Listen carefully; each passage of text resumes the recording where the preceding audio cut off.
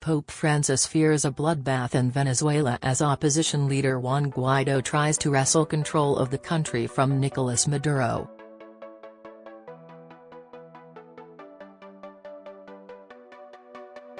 The pontiff refused to pick sides between the men even as the United States and its allies lined up to demand Maduro leave office, but said he is afraid for Venezuelans.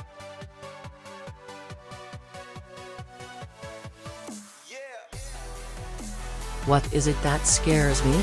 Bloodshed," he told reporters aboard his private plane as he flew back from a visit to Panama.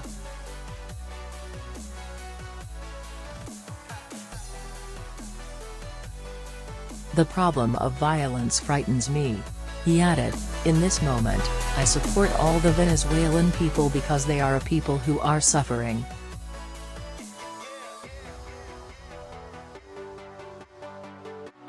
I suffer for what is happening in Venezuela." Juan Guaido has declared himself the interim president of Venezuela and found backing from both President Trump and Jair Bolosnaro, the strongman Brazilian leader, after Maduro won a second term in elections widely considered illegitimate.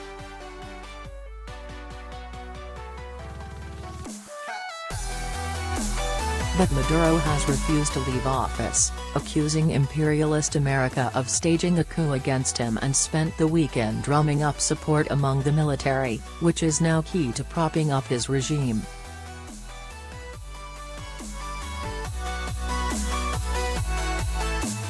At the weekend, President Maduro watched an artillery barrage at an army base before giving a speech to soldiers in which he asked whether they were plotting a coup with the United States.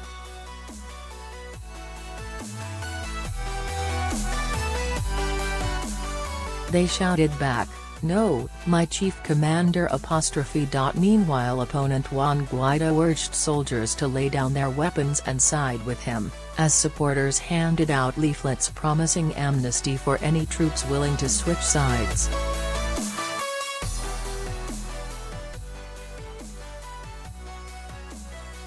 Addressing soldiers in an appearance on state TV on Sunday, Mr Maduro asked whether they were plotting with the imperialist United States, which he accused of openly leading a coup against him.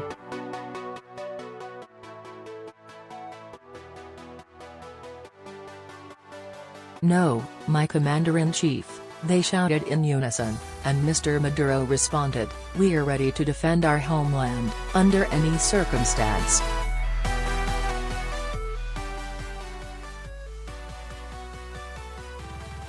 Maduro visited several bases over the weekend as the armed forces prepared for massive military drills to take place between February 10 and 15.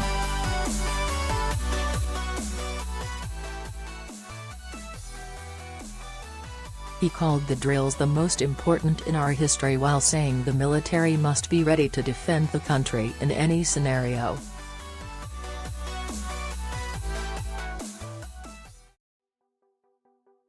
The dueling appeals from the two rivals again put the military center stage in the global debate over who holds a legitimate claim to power in the South American nation.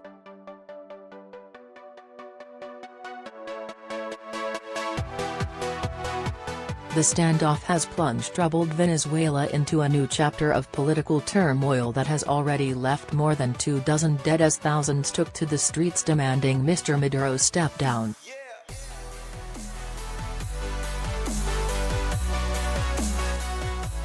His rival Mr Guaido is calling for 2 new mass protests over the next week.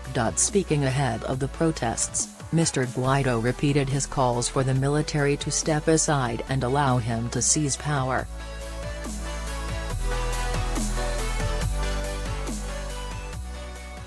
"This is no time for more deaths or more sacrifices," he told the Guardian. He also sought to calm fears that the country will break up or plunge into civil war, saying, "I don't think we will reach that point."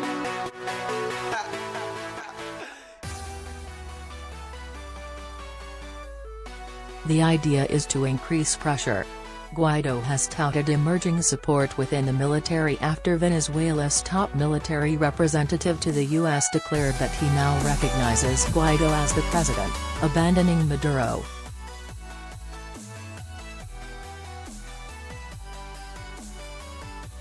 Colonel José Luis Silva was promptly denounced as a traitor to the country, while the Defense Ministry said he was guilty of treason.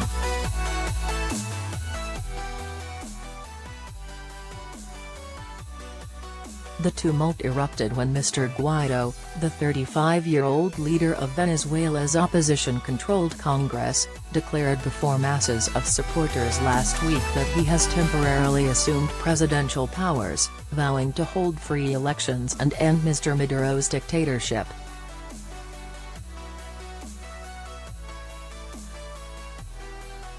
U.S. President Donald Trump and several foreign leaders quickly recognized Mr Guaido as Venezuela's legitimate leader, prompting Mr Maduro to cut ties with the U.S. and order its diplomats from Caracas within 72 hours.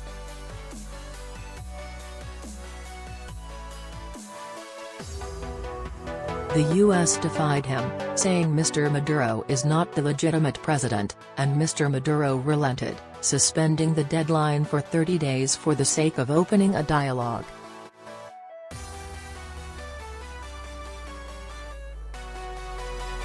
Venezuela's crisis came before the UN Security Council on Saturday, which took no formal action because of divisions among members.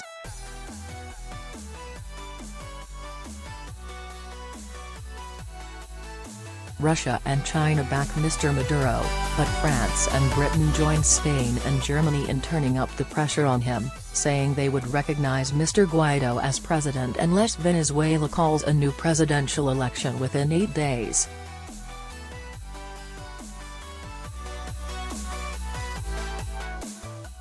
Where do you get that you have the power to establish a deadline or an ultimatum to a sovereign people? Said Venezuelan Foreign Minister Jorge Arreaza.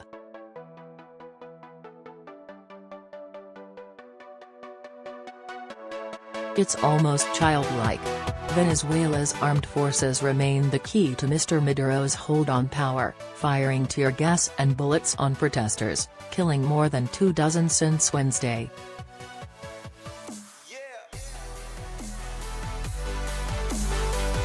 Mr Guaido is urging Venezuelans to leave their homes, offices or wherever they may be on Wednesday for a peaceful, 2-hour midday protest.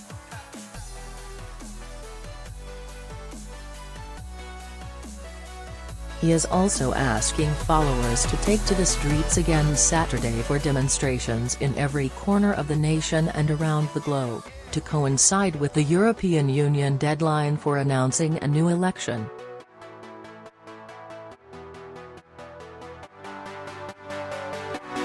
"We're advancing well, Venezuela," Mr Guaido said in his broadcast, streamed live on the internet.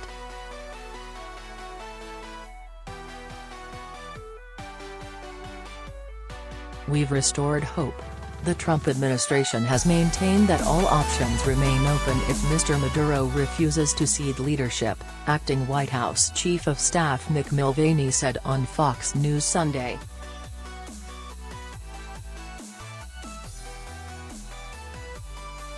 "I don't think any president of any party who is doing his or her job would be doing the job properly if they took anything off the table," he said.